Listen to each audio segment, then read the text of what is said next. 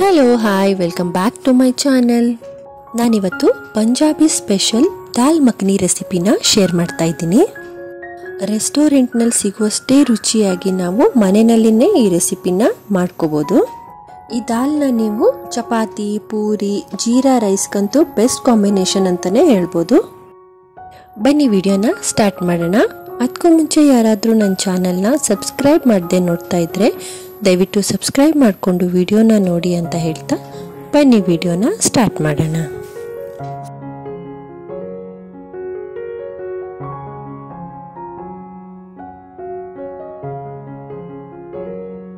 ನಾನಿಲ್ಲಿ 1 ಕಪ್ನಷ್ಟು ಕಪ್ಪು ಉದ್ದಿನ ಬೇಳೆನ ತಗೊಳ್ತಾ ಇದ್ದೀನಿ. 1 ಕಪ್ಪು ಅಂದರೆ ಒಂದು ಅಂದಾಜು 150 ಗ್ರಾಮ್ನಷ್ಟು ಉದ್ದಿನ ಬೇಳೆನ ತಗೊಳ್ತಾ ಇದ್ದೀನಿ. ಇದನ್ನ ಒಂದು 3-4 ಸಲ ಚೆನ್ನಾಗಿ ತೊಳ್ಕೊಬೇಕಾಗತ್ತೆ. ನೀರು ಕ್ಲಿಯರ್ ಆಗಿ ಬರೋವರೆಗೂ ಅದನ್ನ ಚೆನ್ನಾಗಿ ತೊಳ್ಕೊಂಡು ಒಂದು 8 ಗಂಟೆಗಳ ಕಾಲ ಅದನ್ನ ಚೆನ್ನಾಗಿ ನೆನೆಸ್ಕೋಬೇಕು. ಈಗ ಇದು 8 ಗಂಟೆಗಳ ಕಾಲ ಚೆನ್ನಾಗಿ ನೆಂದಿದೆ. ಈಗ ನಾನು ಇದನ್ನ ಒಂದು 2-3 ಸಲ ಮತ್ತೆ ತೊಳ್ಕೊಳ್ತಾ ಇದ್ದೀನಿ.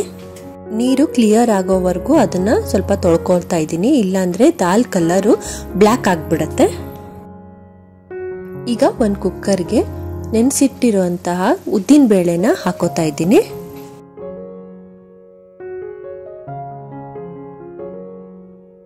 ಹಾಗೇನೆ ಒಂದು 3 ಚಮಚದಷ್ಟು ನೆನೆಸಿಟ್ಟಿರುವಂತಹ ಕಡಲೆ ಬೇಳೆನ ಕೂಡ ಹಾಕೋತಾ ಇದ್ದೀನಿ.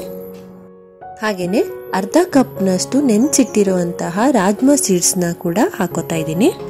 ಬೇಳೆ ಬೇಯೋದಕ್ಕೆ ಎಷ್ಟು ನೀರು ಬೇಕೋ ಅಷ್ಟನ್ನ ಹಾಕೊಂಡು ಅದರ ಜೊತೆಗೆ ಒಂದು 4 ಹಸಿ ಬೆಳ್ಳುಳ್ಳಿ, ಹಾಗೇನೆ ಒಂದು ಅರ್ಧ ಚಮಚದಷ್ಟು ಅಚ್ಚಕಾರದ ಪುಡಿ, 1 ಚಮಚದಷ್ಟು ಕಾಶ್ಮೀರಿ ರೆಡ್ ಚಿಲ್ಲಿ ಪೌಡರ್ನ ಹಾಕೊಂಡು ಒಂದು 10 ವಿಷಲ್ನ ತಗೊಳ್ತಾ ಇದ್ದೀನಿ.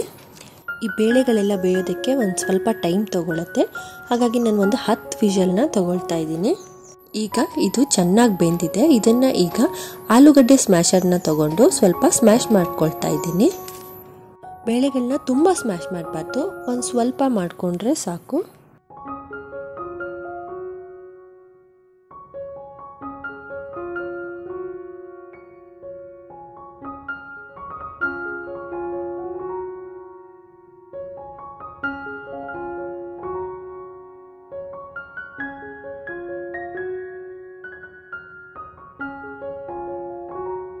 ಈಗ ನಾನು ಒಂದು 2 ಚಮಚದಷ್ಟು ಬೆಣ್ಣೆನ ಕರಗಿಸ್ಕೋತಾ ಇದ್ದೀನಿ.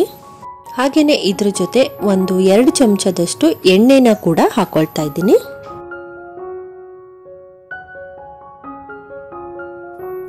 ಈ ಬೆಣ್ಣೆ ಎಲ್ಲ ಸ್ವಲ್ಪ ಕರಗದ ಮೇಲೆ ಒಂದು ಪಲಾವ್ ಎಲೆ, ಹಾಗೇನೆ ಒಂದು 2 ಇಂಚಿನಷ್ಟು ಚಕ್ಕೆನ ಹಾಕೋತಾ ಇದ್ದೀನಿ. ಹಾಗೇನೆ ಒಂದು ಅರ್ಧ ಚಮಚದಷ್ಟು ಜೀರಿಗೆನ ಕೂಡ ಹಾಕೋತಾ ಇದ್ದೀನಿ. ನಂತರ ಇದಕ್ಕೆ ಒಂದು ಅರ್ಧ ಚಮಚದಷ್ಟು ಜಿಂಜರ್ ಗಾರ್ಲಿಕ್ ಪೇಸ್ಟ್ನ ಕೂಡ ಹಾಕೋತಾ ಇದ್ದೀನಿ. ಶುಂಠಿ ಬೆಳ್ಳುಳ್ಳಿದು ಹಸಿ ವಾಸನೆ ಹೋಗೋವರೆಗೂ ಒಂದು ಸ್ವಲ್ಪ ಅದನ್ನ ಫ್ರೈ ಮಾಡ್ಕೋಬೇಕು. ನಂತರ ಒಂದು 2 ಚಮಚದಷ್ಟು ಕಾಶ್ಮೀರಿ ರೆಡ್ ಚಿಲ್ಲಿ ಪೌಡರ್ನ ಹಾಕೋತಾ ಇದ್ದೀನಿ. ಈ ರೆಡ್ ಚಿಲ್ಲಿ ಪೌಡರು ಖಾರ ಇರೋದಿಲ್ಲ, ಬರೀ ಕಲರ್ಗೋಸ್ಕರ ಹಾಕ್ತಾ ಇರೋದು.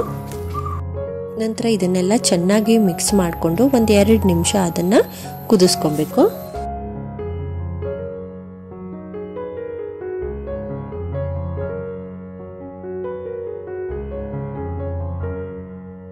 ನಂತರ ಇದಕ್ಕೆ 1 ಚಮಚದಷ್ಟು ಗರಂ ಮಸಾಲೆ ಪೌಡರ್, ಹಾಗೇನೆ ಟೊಮೆಟೊ ಪ್ಯೂರಿನ ಕೂಡ ಹಾಕೋತಾ ಇದ್ದೀನಿ. ನಾನಿಲ್ಲಿ 2 ಟೊಮೆಟೊನ ಹಸಿ ಪ್ಯೂರಿ ಮಾಡ್ಕೊಳ್ತಾ ಇದ್ದೀನಿ. ಈಗ ಇದನ್ನ ಚೆನ್ನಾಗಿ ಮಿಕ್ಸ್ ಮಾಡಿಕೊಂಡು ಟೊಮೆಟೊದಲ್ಲಿರುವಂಥ ನೀರಿನ ಅಂಶ ಎಲ್ಲ ಹೋಗೋವರೆಗೂ ಅದನ್ನ ಫ್ರೈ ಮಾಡ್ಕೋಬೇಕು.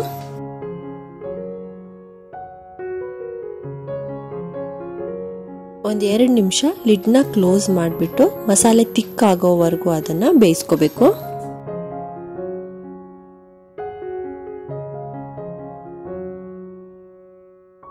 ನೋಡಿ ಇದೀಗ ಆಗಿದೆ.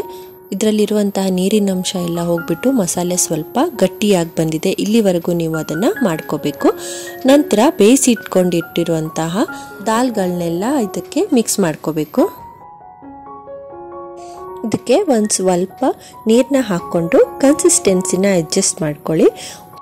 ಜಾಸ್ತಿ ನೀರನ್ನ ಹಾಕೊಬಾರ್ದು, ಗ್ರೇವಿ ಸ್ವಲ್ಪ ತಿಕ್ಕಾಗೇ ಇರಬೇಕು.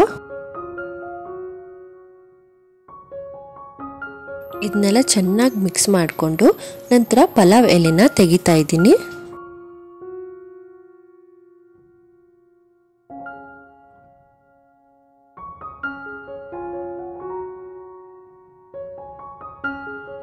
ಇಲ್ಲಿ ಮತ್ತೆ 1 ಚಮಚದಷ್ಟು ಕಾಶ್ಮೀರಿ ರೆಡ್ ಚಿಲ್ಲಿ ಪೌಡರ್ನ ಹಾಕೋತಾ ಇದ್ದೀನಿ. ಹಾಗೇನೆ ಒಂದು ಅರ್ಧ ಚಮಚದಷ್ಟು ಅಚ್ಚಕಾರದ ಪುಡಿನ ಹಾಕೋತಾ ಇದ್ದೀನಿ.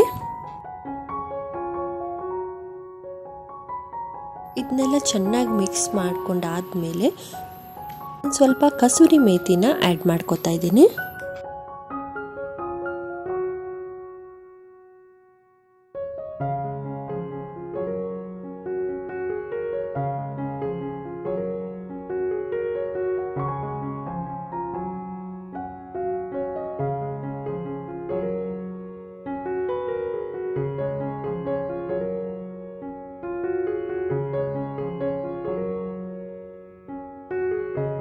ಈಗ ನಾನಿಲ್ಲಿ ಇದಕ್ಕೆ 1 ಚಮಚದಷ್ಟು ಉಪ್ಪನ್ನ ಹಾಕೋತಾ ಇದ್ದೀನಿ.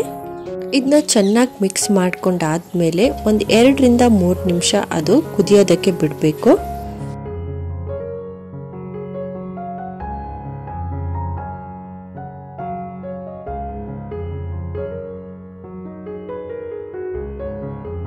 ನಂತರ ಇದಕ್ಕೆ ಒಂದು 2 ಚಮಚದಷ್ಟು ಫ್ರೆಶ್ ಕ್ರೀಮ್ನ ಆ್ಯಡ್ ಮಾಡ್ತಾ ಇದ್ದೀನಿ. ಫ್ರೆಶ್ ಕ್ರೀಮ್ ಇಲ್ಲಾಂದರೆ ಮನೆಯಲ್ಲಿ ಹಾಲಿನ ಕೆನೆ ಏನಾದರೂ ಇದ್ದರೆ ಅದನ್ನ ಯೂಸ್ ಮಾಡ್ಕೋಬೋದು. ಹಾಲಿನ ಕೆನೆ ಇಲ್ಲ ಅಂದರೆ ಹಾಲನ್ನು ಕೂಡ ಯೂಸ್ ಮಾಡ್ಕೋಬೋದು. ಆದರೆ ಯಾವುದೇ ಕಾರಣಕ್ಕೆ ಈ ಸ್ಟೆಪ್ಪನ್ನು ಮಾತ್ರ ಸ್ಕಿಪ್ ಮಾಡಬಾರ್ದು. ಈಗ ಇದನ್ನು ಚೆನ್ನಾಗಿ ಮಿಕ್ಸ್ ಮಾಡಿಕೊಂಡು ಒಂದು 2 ರಿಂದ 3 ನಿಮಿಷ ಕುದಿಯೋದಕ್ಕೆ ಬಿಡಬೇಕು. ನಂತರ ಇದಕ್ಕೆ ಒಂದು ಸ್ವಲ್ಪ ಕೊತ್ತಂಬರಿ ಸೊಪ್ಪನ್ನು ಹಾಕೋತಾ ಇದ್ದೀನಿ. ನೋಡಿ, ಇದೀಗ ಪರ್ಫೆಕ್ಟಾಗಿ ರೆಡಿ ಆಗಿದೆ. ದಾಲ್ನ ಕನ್ಸಿಸ್ಟೆನ್ಸಿ ಈ ರೀತಿಯಲ್ಲಿ ಇರಬೇಕು. ತುಂಬ ದಪ್ಪನೂ ಇರಬಾರ್ದು, ತುಂಬ ತೆಳ್ಳಗೂ ಇರಬಾರ್ದು. ಈ ಥರ ಇದ್ದರೆ ಕರೆಕ್ಟಾಗಿರುತ್ತೆ. ನೋಡಿದ್ರಲ್ಲ, ಮನೆಯಲ್ಲೇ ನಾವು ಎಷ್ಟು ಈಸಿಯಾಗಿ ರುಚಿಯಾಗಿ ದಾಲ್ ಮಖನಿನ ಮಾಡ್ಕೋಬೋದು ಅಂತ.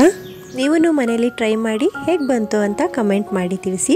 ಇವತ್ತಿನ ಈ ರೆಸಿಪಿ ನಿಮಗೆ ಇಷ್ಟ ಆಗಿದ್ರೆ ದಯವಿಟ್ಟು ಲೈಕ್ ಮಾಡಿ, ಕಮೆಂಟ್ ಮಾಡಿ ತಿಳಿಸಿ. ಮುಂದಿನ ವಿಡಿಯೋದಲ್ಲಿ ಮತ್ತೆ ಸಿಗ್ತೀನಿ. ಅಲ್ಲಿವರೆಗೂ ಟೇಕ್ ಕೇರ್, ಬಾಯ್.